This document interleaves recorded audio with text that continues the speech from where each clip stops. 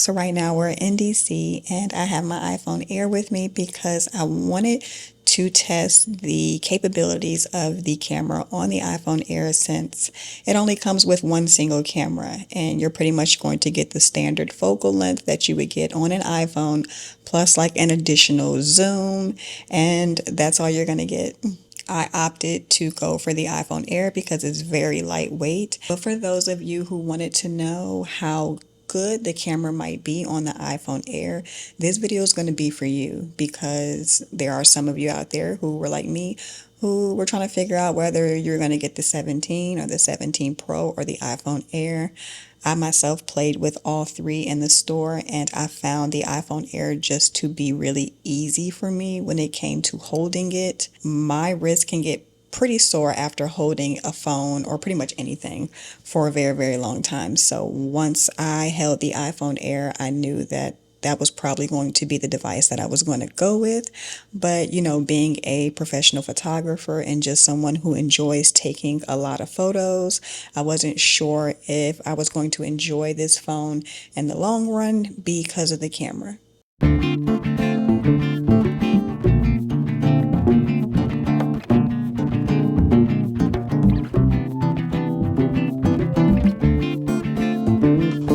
One thing about coming to this area and coming to DC is like you get to experience a little bit of like that city life that you might be looking for, but it's not as chaotic as like going to New York City, or I'm sure like going to another popular city. It's like you get a taste of the city life plus what I'm used to in Virginia.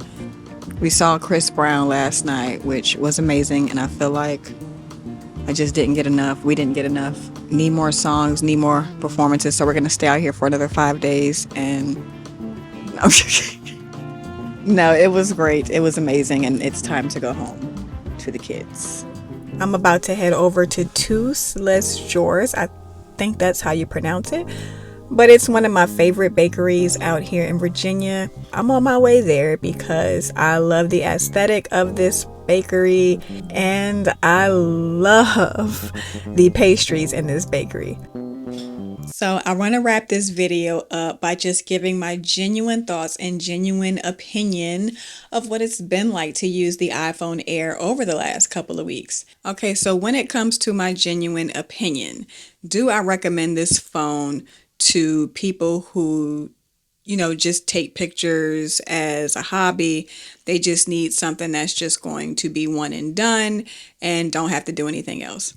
100% recommend the iPhone Air for people who just need a basic iPhone with a very decent camera. If you're somebody who's a professional photographer and you are actually going to use your iPhone just as much as you use all of your other professional cameras, you may want to hold off on the iPhone Air, because I found that my experience when I was using the iPhone Air, I really did miss that ultra wide angle lens, and I probably could have benefited from having the additional zoom options. Knowing that I didn't have those other options that the iPhone 17 has and the iPhone 17 Pro and 17 Pro Max has, it forced me to get out of my comfort zone and it forced me to truly be a photographer.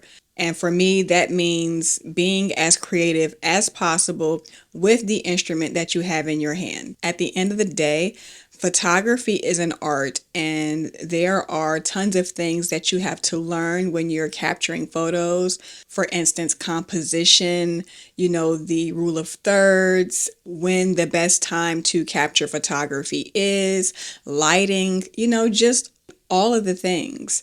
And when you know that the iPhone Air is a very capable camera of capturing whatever you need. I don't want to get too much into the battery life, but I did notice that I got better battery life on my iPhone 16 Plus. I use my iPhone Air as a second line. That's probably why I got a lot more use out of it, because, you know, I'm using two phones. If you're someone who is using one phone, you probably are going to need to charge this iPhone more than once, or of course, just purchase an additional battery pack. I'm not sure if any of you have seen my other reels before, but this is the battery pack that I use from VRURC. I swear by this battery pack.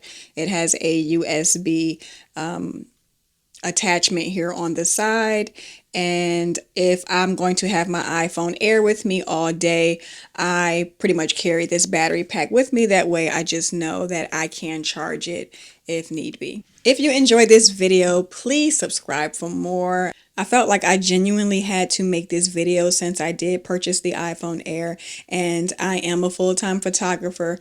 It was pretty much only fair and necessary that I actually go out and test the camera on the iPhone Air, and if it's, worth purchasing over the other iPhones. Spoiler alert, I actually ended up purchasing the 17 Pro Max. I'm not even going to lie to you guys, okay?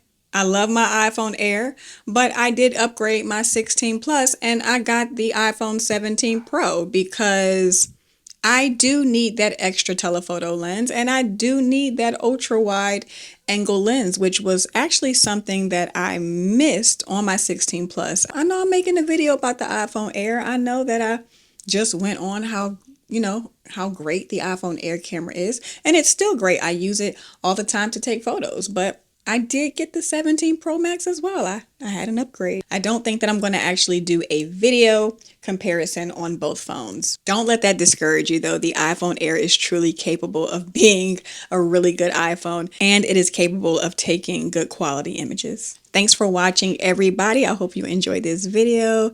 I will see you guys on the next one.